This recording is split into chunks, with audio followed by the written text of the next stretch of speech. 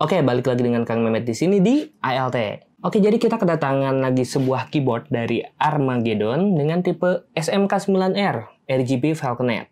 Oke, buat kalian yang pengen membeli merchandise dari ALT, kalian bisa beli di Tokopedia ataupun Shopee dari ALT ya. Kalian bisa cek linknya di deskripsi. Terus buat kalian yang pengen diskusi ataupun bertanya-tanya kepada pihak ALT dan komunitasnya gitu ya, kalian bisa bergabung di grup Discord ALT. Untuk linknya kalian bisa cek di deskripsi ya.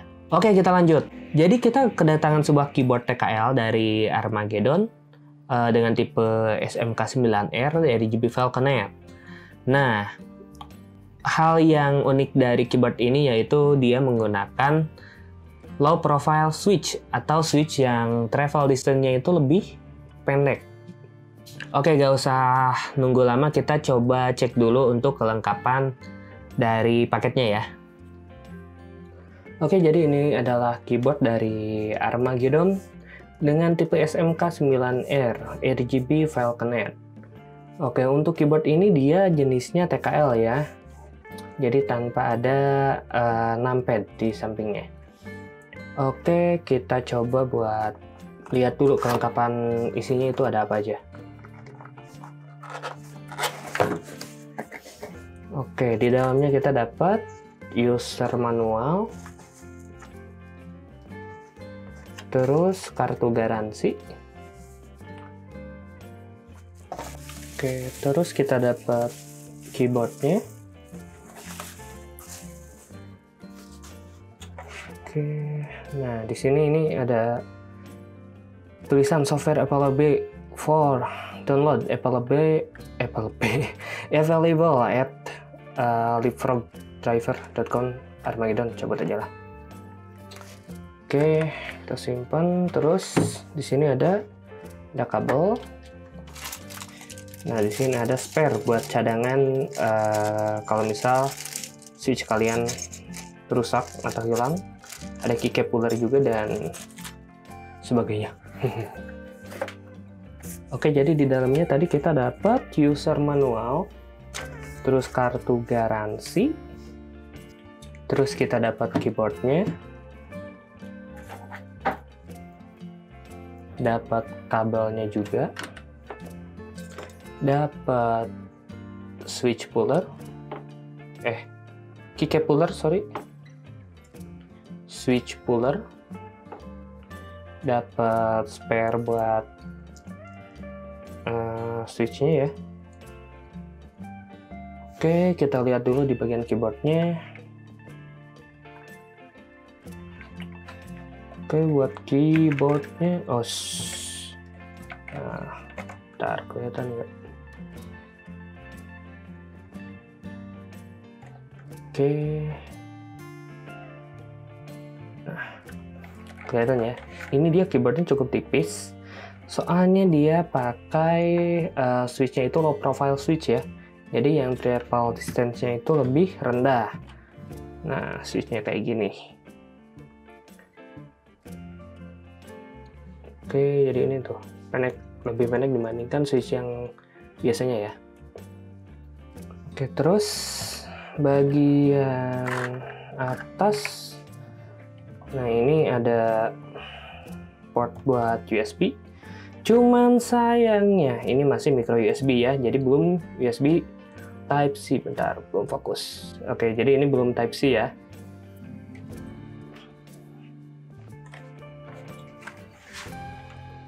Di bagian belakang kita lihat di sini.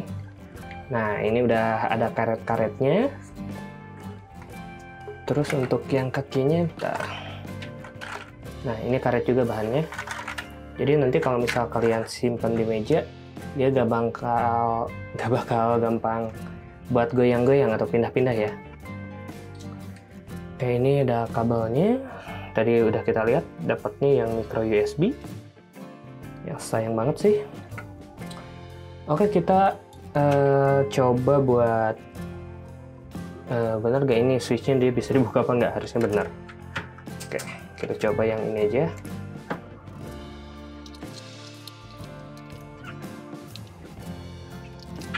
Agak susah ternyata. Bentar. Oke. Nah, ini udah kebuka.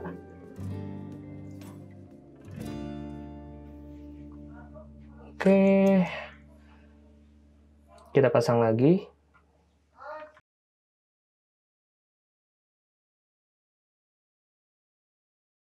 Oke, kita coba buat nyalain keyboardnya ya.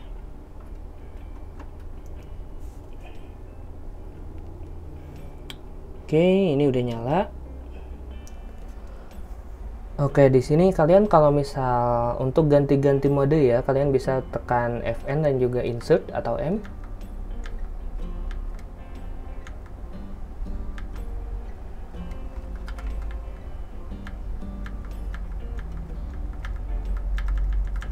Nah, ini kurang lebih ada sekitar 13 mode ya.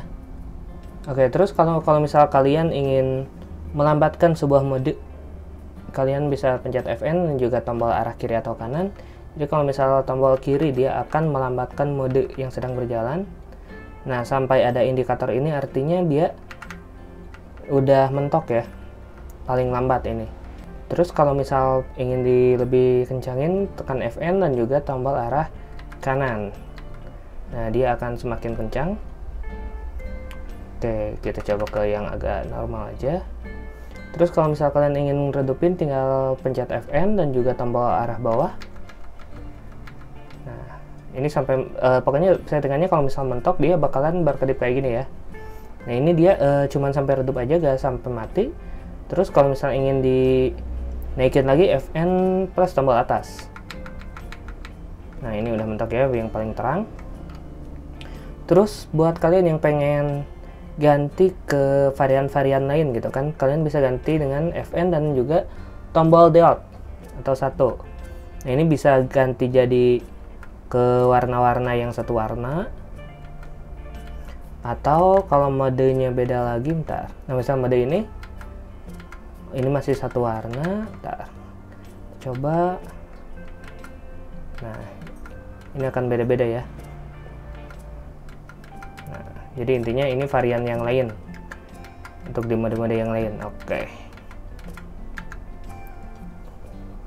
Terus untuk mematikan, kalian tekan Fn dan juga print screen. Nah, ini otomatis jadi mati. Terus sedangkan di sini kan dia ada 5 preset yang udah kepasang nih. Jadi kalian tinggal untuk membuka presetnya, tekan Fn dan juga nomor 1 sampai 5 atau L1 sampai L5. Nah, ini preset yang pertama, yang kedua, yang ketiga, yang ketiga, keempat, kelima. Nah, terus untuk preset-preset ini dia bisa di custom ya. Misal kita di Fn 4 atau L4. Nah, lalu kita pencet Fn dan juga LR atau home. Nah, sampai berkedip kayak gini. Lalu kita tinggal atur aja keyboard yang mana aja yang pengen kita setting. Nah, untuk penggantian warna tiap tombolnya kalian tinggal pencet aja sampai ganti-ganti warna sesuai yang kalian inginin. Udah gitu, kalau misalnya pengen di save, kalian Fn dan juga home atau LR lagi. Otomatis nanti kesimpan. Ini kan tadi di Fn 4 ya atau L4. Kita coba ke mode yang lain. Nah, misal ini ganti ke Fn F4. Nah, ini mode yang tadi kita simpan. Terus untuk mereset mode ini kalian bisa nah, untuk mengganti mode, mereset mode ke default, kalian cukup pencet Fn dan juga escape. Nah, otomatis ini ke default. Nanti jadi Fn yang 4 atau L4 yang tadi kita setting, dia bakal balik ke default. Oke, ini kan kita settingan kalau misal di keyboardnya ya. Coba kita setting di softwarenya. Oke, jadi untuk drivernya sendiri kalian bisa ke situsnya langsung. Nanti kalian ke bagian home driver atau di support ya. Di sini ada nih support driver. Nanti ada di bagian Armageddon gaming keyboard. Nah, di sini kalian ada SMK9R. Nah, kalian tinggal download aja lalu install. Nah, jadi ini penampakan si softwarenya ya. Nah, di sini kita mendapatkan profil 1, 2, dan 3. Nah, untuk penggunaannya kayak gimana? Ya, misalnya ini di profile 1 gitu kan. Kita pengen ganti tiap tombolnya ini bisa. Kalian tinggal klik aja tombol mana untuk diganti ke tombol apa, atau ke makro, atau ke multimedia bisa juga. Itu kan ada play, pause, kalkulator, explore, homepage. Itu bisa kayak gitu. Atau kalian bisa ganti mode-mode lampunya di sini. Ada bagian light. Nah, ini ada neon stream, retro snake ya. Nah, seperti ini retro snake, neon stream, reaction. Kalau reaction ini tergantung yang dipijit ya. Oke, sine wave. Nah, yang ini kayak gelombang. Nah, ini kalian bisa atur juga ya kecerahan dan juga speednya kayak gimana. Ini kalian bisa atur speednya segini. Tapi jangan lupa untuk memilih mode-mode ini nanti kalian apply juga ya. Jadi nanti langsung ke ubah di keyboard kalian ya. Ini banyak banget mode-modenya, nanti kalian bisa pilih. Kalau misalnya udah sesuai tinggal apply. Nah, di sini juga ada makro editor. Nah, makro ini yang kalian emang sering menggunakan makro bisa ya pakai ini ya. Oke, untuk fitur-fiturnya sebenarnya cuma ini aja ya. Nanti paling ganti-ganti profile aja. Sama makro, restore untuk ke default. Oke, mungkin itu aja buat softwarenya.